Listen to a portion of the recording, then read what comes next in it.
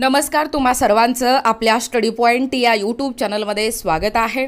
तर 1 मे रोजी मुख्यमंत्री देवेंद्र फडणवीस यांचं जनतेला मोठं गिफ्ट याबद्दल संपूर्ण सविस्तर अशी माहिती या व्हिडिओच्या माध्यमातून आपण पाहणार आहोत। तत्पूर्वी तुम्ही जर आपल्या स्टडी पॉइंट या यूट्यूब चॅनलवरती जर नवीन असाल तर आपल्या या चॅनलला लगेचच लाईक आणि सबस्क्राइब करायला विसरू नका। चला तर मग वेळ वाया न घालवता 1 मे रोजी मुख्यमंत्री देवेंद्र फडणवीस यांचं जनतेला मोठं गिफ्ट काय असणार आहे ते या ठिकाणी आपण जाणून घेऊया। बघा, या ठिकाणी तुम्ही टायटल पाहू शकता। टायटल काय आहे बघा, 1 मे रोजी मुख्यमंत्री देवेंद्र फडणवीस यांचं जनतेला मोठं गिफ्ट। बघा, सीएम देवेंद्र फडणवीस महाराष्ट्राच्या दळणवळणात क्रांती घडवणारा समृद्धी महामार्ग आता संपूर्ण क्षमतेने लोकसेवेसाठी खुला होत आहे। येत्या 1 मे रोजी मुख्यमंत्री देवेंद्र फडणवीस यांच्या हस्ते या महामार्गाच्या शेवटच्या टप्प्याचे उद्घाटन होणार आहे। यामुळे मुंबई आणि नाशिक यामधील अंतर केवळ 3 तासात पार करता येणार आहे। बघा, इगतपुरी आमण टप्पा पूर्ण। समृद्धी महामार्गाच्या इगतपुरी ते आमण हा शेवटचा 76 किलोमीटर लांबीचा टप्पा हे पूर्ण झाला असून त्यामुळे 701 किलोमीटरचा संपूर्ण मार्ग आता तयार झाला आहे। या प्रकल्पाच्या या आधीच्या टप्प्यांमध्ये 725 किलोमीटरचा भाग हे आधीच वाहतुकीसाठी सुरू झाला होता, ज्याचे उद्घाटन पंतप्रधान नरेंद्र मोदी यांनी केले होते।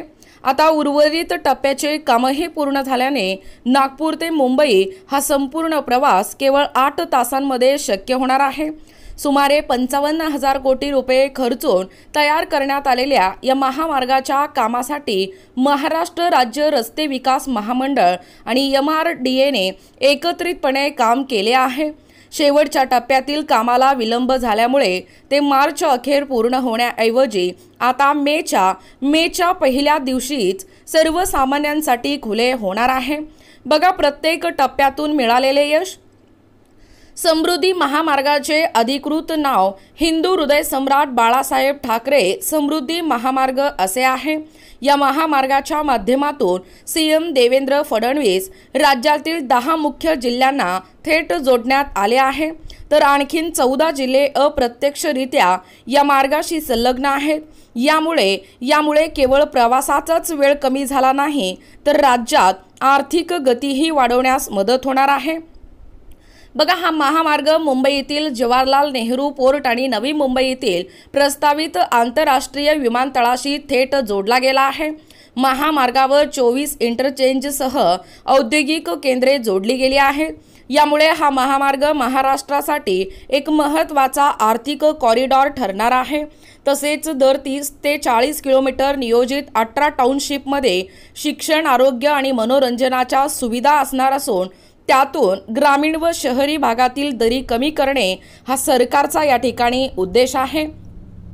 बघा, एकूणच अशा पद्धतीने येत्या 1 मे रोजी मुख्यमंत्री देवेंद्र फडणवीस यांचं या ठिकाणी या समृद्धी महामार्गांच्या मदतीने जनतेला मोठं गिफ्ट मिळणार आहे।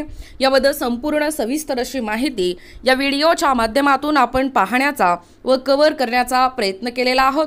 अशाच प्रकारचे नवनवीन अपडेट पाहिजे असतील किंवा तुम्हाला जर आमच्या अध्यापनाचे व्हिडिओ आवडत असतील किंवा तुम्ही जर आपल्या स्टडी पॉइंट या यूट्यूब चॅनलवरती जर नवीन असाल तर आपल्या या चॅनलला लगेचच लाईक आणि सबस्क्राइब करायला विसरू नका।